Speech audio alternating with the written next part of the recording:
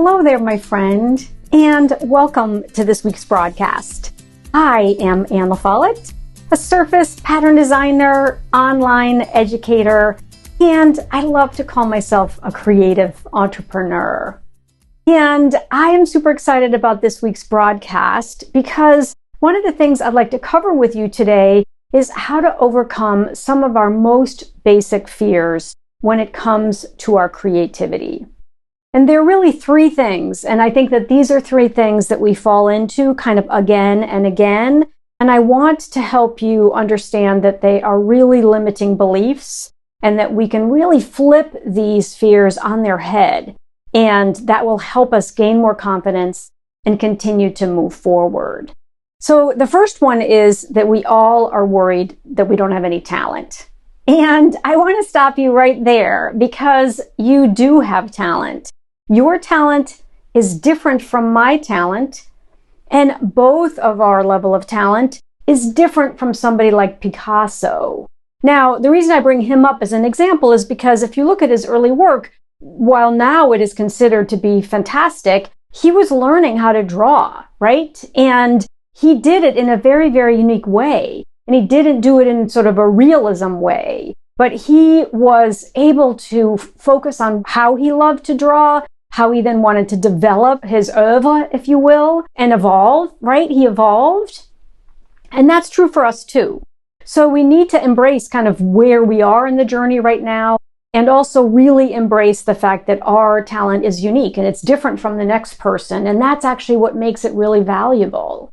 So the issue around having no talent, we really, really need to bust through because each and every one of us does have talent. What we need to think, and the way to reverse kind of that limiting belief, is to say that I am unique. And so what I produce is unique. And I'm not going to compare myself to everybody else.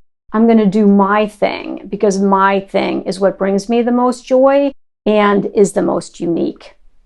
So that's number one. And then the second thing is that it's all been done before, right? And so frequently especially in today's world where you can see everybody's work all the time because of social media and the abundance of imagery that's available to us and the ability to do museum tours, even if you don't go to the physical museum because everyone's created online tours now, that can be super overwhelming. And so you get this sense that, well, everything's been done before. And so how could I possibly come up with something new? And the point is, you're not going to come up with something new. You're going to come up with something that might have been done before, but it hasn't been done by you. And that again is where your unique qualities and your unique talents and your unique perspective comes in. And so it's super important to flip that one on its ear as well and realize that even back in the day, when people like to use Picasso as an example, everything had been done before then too. And maybe this would be helpful kind of as a little bit of a tip, is when you're leaning into your creativity, it's important to kind of shut off everything else, right? So you might want to take your own photographs to be inspired with. You might want to use the super cool Adobe Capture app on your phone to take pictures and then get your own color palettes from those. There's so many ways for you to use your own inspiration to create your artwork, and turning off everybody else and putting on your blinders is one of the best ways to reduce your overwhelm and to realize that it hasn't been done by you before and it's well worth pursuing. So that is kind of the tip number two. The last thing really is about the technology. And there is a fear, I think, especially maybe because of the age group that we're in, that some of the new technology that's happening and the speed with which technology is changing is super overwhelming. And I'm here to tell you that I didn't used to be very tech savvy. I was the person in the family who would give my iPhone to my husband when I couldn't get it to work.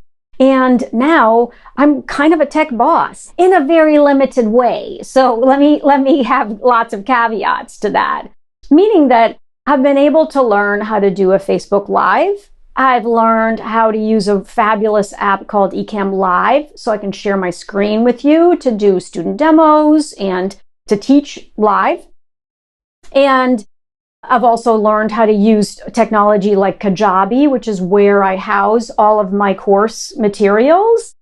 And I've learned how to use some of social media. I mean, I mostly focus on Facebook, but I also do a little bit of Instagramming. And so I've learned how to do that too. And the great news is that you can do hard things, my friend. You just have to take it one step at a time. And so I think that the technology fear and overwhelm can be flipped on its head also if you realize you can do it. And it's incredibly empowering when you actually do. And take it one step at a time. And here's the thing. I am not that tech savvy. So here's my trick. I essentially will start to learn about something and then it feels like Greek. And as a result, my head starts to feel like it's going to explode. And so what I do is I just finish whatever session I'm in. I put it to the side and then I just leave it for a week.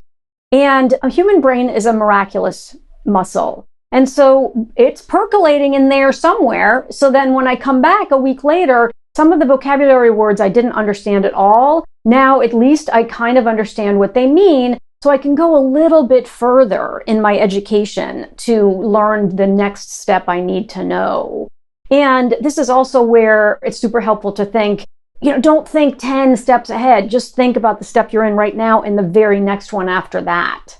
So anyway, so that's my trick. And it holds me in very good stead. I just take it a little bit at a time. And so if there's only a portion of something that I'm understanding, I give myself grace. I don't panic. I just say, okay, I'm just going to leave it alone and I'm going to let it percolate and then I'm going to come back to it and then maybe I'll understand it a little bit better the next time I give it a try.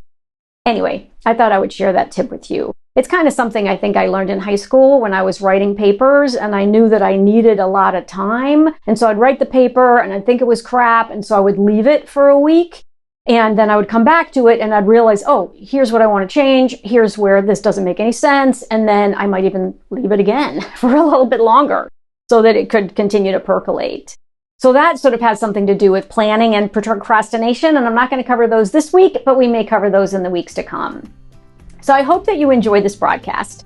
And I always like to say in closing that I am Ann LaFollette, and it's never too late to create. Bye for now, and I'll see you next week. If you enjoyed this broadcast, please go to my website, annlafolletteart.com. What you see on screen is the cover image that you see as soon as you land on the website. And all the way at the bottom, you can follow me on Instagram at Ann LaFollette Art. And there's a link there for you to click on. Also, please subscribe to my YouTube channel, Ann LaFollette, and you can click on the subscribe button and then hit that little bell so that you're notified the next time I have a broadcast for you.